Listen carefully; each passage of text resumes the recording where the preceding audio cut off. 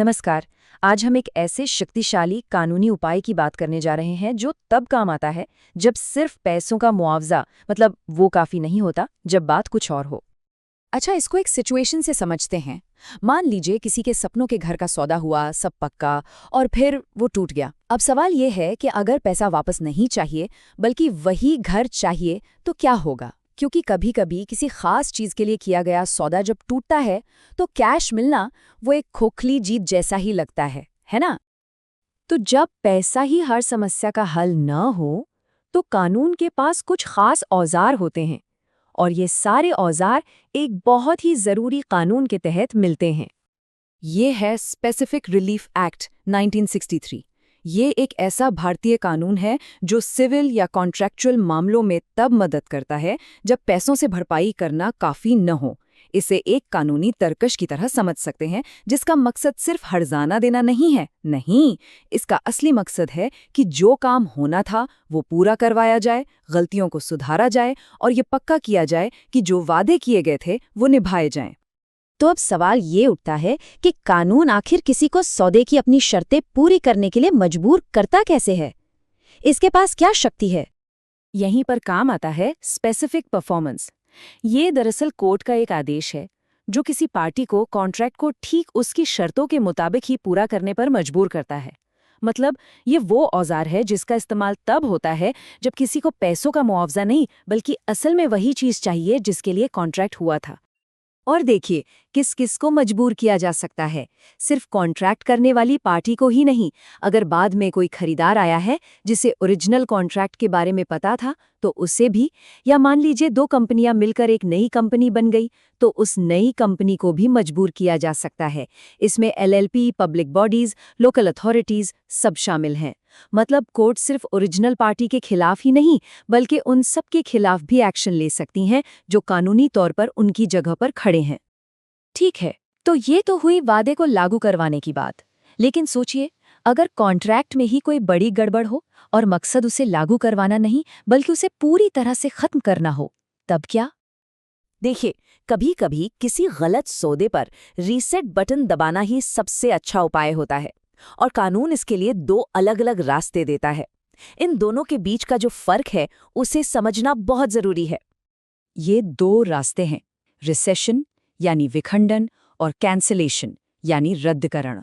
अब इन दोनों में जो मेन फर्क है वो ये है कि रिसेशन में पूरा का पूरा कॉन्ट्रैक्ट ही खत्म कर दिया जाता है। ऐसा माना जाता है जैसे वो कभी हुआ ही नहीं था। पार्टियां वापस उसी स्थिति में पहुंच जाती हैं जहां वो कॉन्ट्रैक्ट से पहले थीं।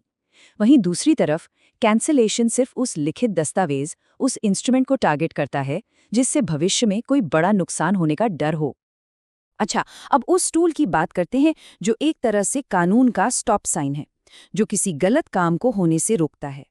सवाल ये है कि किसी नुकसान पहुंचाने वाले काम को या तो होने से पहले या उसके चलते रहने के दौरान कानूनी तौर पर कैसे रोका जा सकता है। तो यहीं पर काम आते हैं इंजंक्शंस, जिन्हें व्यादेश भी कहते हैं। ये कोर्ट का एक बहुत ही पावरफुल ऑर्डर होता है जो किसी को कोई काम करने से रोकता है या कभी-कभी कुछ करने का निर्देश भी देता है। इंजंक्शन भी दो तरह के होते हैं, टेम्पररी और परपेचुअल। टेम्पररी इंजंक्शन, जैसा कि नाम से ही पता चल रहा है, एक पॉज बटन की तरह है।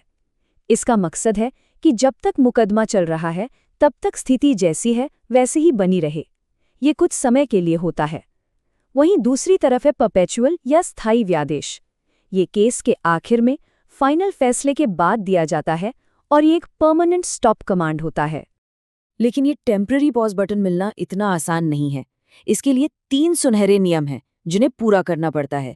पहला, एक प्राइमा फेसी केस होना चाहिए, मतलब पहली नज़र में मामला मजबूत लगे। दूसरा, यह साबित करना होगा कि अगर इंजंक्शन नहीं मिला तो इररिपेरेबल इंजरी होगी, यानी ऐसा नुकसान होगा जिसकी भरपाई पैसों से नहीं हो सकती।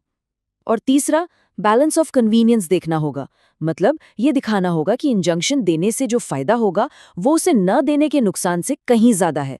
ये तीनों शर्तें साबित करनी पड़ती हैं। तो क्या ये सारे जो शक्तिशाली उपाय हैं ये एक ऑटोमेटिक अधिकार की तरह मिल जाते हैं? जी नहीं, बिल्कुल नहीं। कानून साफ कहता है कि स्पेसिफिक परफॉर्मेंस की डिग्री देना कोर्ट के विवेक पर निर्भर करता है। सिर्फ इसलिए कि कानूनन ऐसा करना सही है, कोर्ट ऐसा करने के लिए मजबूर नहीं है। मतलब ये कोई ऑटोमेटिक प्रोसेस नहीं है। कोर्ट एक माहिर कारीगर की तरह हर केस के फैक्ट्स और हालात को तौलती है। हाँ, लेकिन ये विवेक मनमाना नहीं हो सकता। ये न्याय, बराबरी और जो स्थापित कानूनी सिद्धांत है उन्हीं पर आधारित होता है। और कोर्ट इस विवेक का इस्तेमाल कैसे करती है? देखिए, अगर कॉन्ट्रैक्ट की शर्तें ही साफ ना हों या उससे वादी को कोई अनफेयर फायदा मिल रहा हो, तो कोर्ट मना कर सकती है। इसी तरह अगर उसे लागू करने से डिफेंडेंट को कोई बहुत बड़ी अप्रत्याशित मुश्किल हो जाए, तब भी कोर्ट इनकार कर सकती है।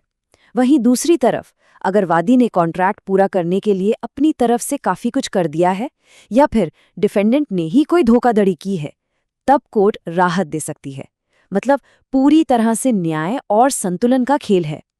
और इस तर्कश में कुछ और भी औजार हैं, जैसे कि डिक्लेरेटरी डिक्री, जो किसी व्यक्ति के कानूनी स्टेटस या प्रॉपर्टी पर उसके अधिकार को ऑफिशियली घोषित करती है। फिर मुआवजा है, जो स्पेसिफिक परफॉर्मेंस के साथ या उसकी जगह पर भी दिया जा सकता है। और हाँ, बयाने यानी अर्नेस्ट मनी को वापस करने का आदेश भी कोर्ट दे सकती है। मकसद यही है कि एक कंप्लीट समाधान दिया जा सके।